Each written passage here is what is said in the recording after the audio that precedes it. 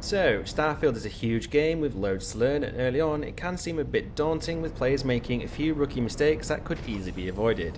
So I've decided to compile a list of the mistakes you should be aware of in the early game so you can avoid them, and by doing so, you'll be well on your way to becoming a powerful player ready to take on everything the game will throw at you. So without further ado, let's go ahead and get stuck in.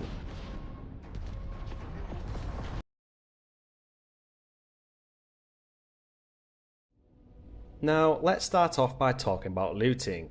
Starfield, like many other Bethesda games, allows you to pick up literally anything you want when you're exploring, ranging from weapons and armour to, well, toilet rolls and coffee cups.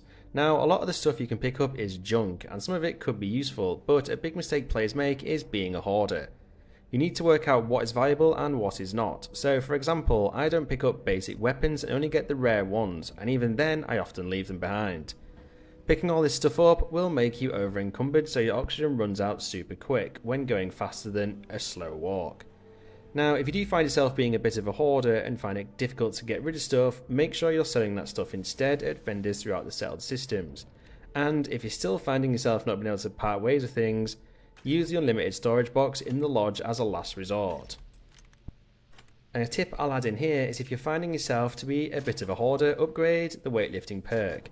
Now, if you get it to level 4, you'll get a whopping extra 100 kilograms to carry stuff with.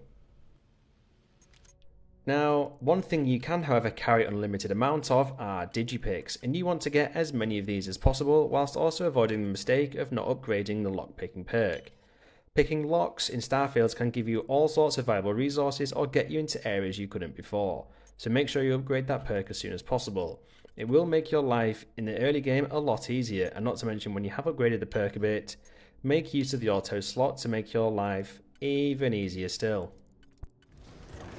As you know, Starfield is a huge game with so many places to explore, but did you know you can fast travel to literally anywhere? I mean, sure, exploring is good, but you can automatically fast travel to so many places, both on foot and from your ship. And it would be a mistake not to use that feature to save yourself some time.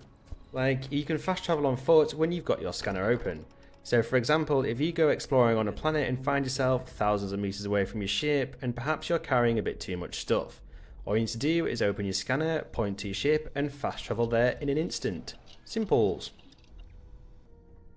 Now, early in the game, your gear is not going to be very good, which is to be expected, but you can get a pretty decent spacesuit right away in the basement of the lodge. You can find it down there in a glass case, but you may be thinking, feck, I don't have the required lockpicking skill to get this. But you can, if you're in first person mode, aim at this right spot and get it without unlocking the cabinet.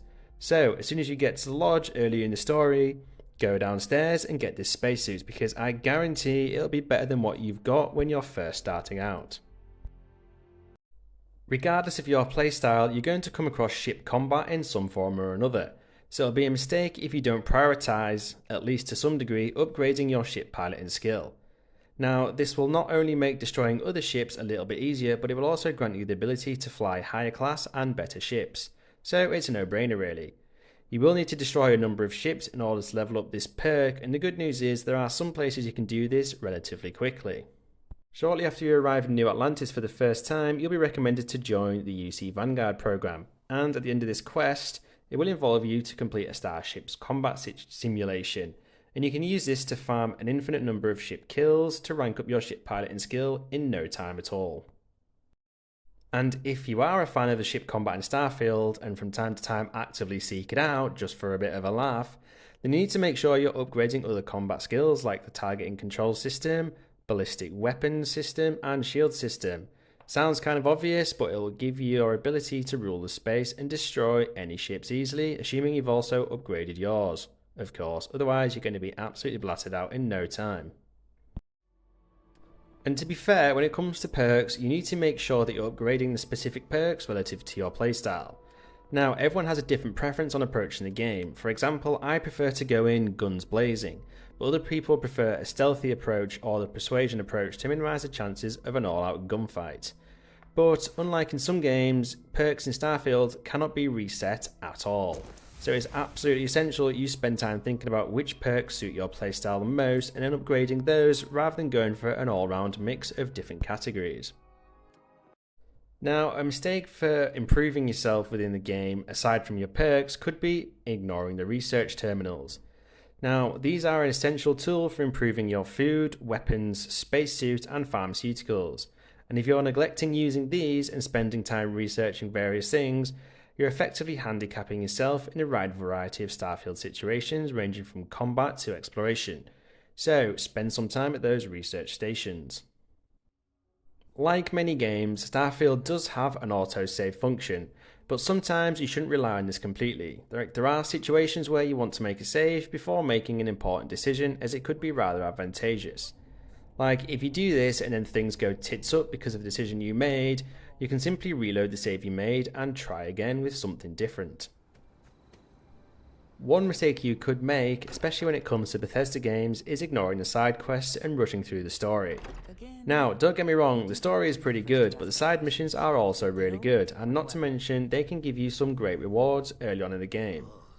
Now, I would suggest doing the story up until the point of the quest named Into the Unknown, and then once that's done, go off and do some of the side stuff from there. And the reason being is it's a great place to branch out from the story, and you'll want to be leveling up from this point onwards anyway. The side missions aren't like a lot of other games, and they actually offer so much to do in typical Bethesda fashion. Like, one mission in particular I'd recommend you do early on is the Mantis mission. Now, it can be quite a challenge, so you will want to level up some stuff before going there, but at the end it's going to give you a very good spacesuit and a very good starship, which are far better than most of the things you can get very early on in the game. And the best part about them is, they're totally free. So look out for the Mantis Quest early on, it really is worth it. So in typical Bethesda fashion, there are a bunch of factions you can join, and there are a multitude of choices you can make which can get overwhelming. So my advice here would be just pick a side and don't make the mistake of overthinking every little choice. You won't actually be locked out of any content for making one decision over the other. So just pick that side, it seems halfway decent for you, then continue exploring the game. You can play Starfield in several ways, with a single, action or religion, and if you feel like you've made the wrong decision, you can just change your allegiance later on anyway as you progress through different stories. So don't make the mistake of being too hesitant and never actually experiencing all the game has to offer out of fear of making a bad call, because at the end of the day, there really isn't a bad call. So this one goes out to you stealthy players out there. A mistake you could be making is taking a companion with you. If you're in a combat situation and then you lose contact with the enemy, you can then pick them off with sneak attacks, which will actually deal 2.2 times the amount of damage. Sounds good, right?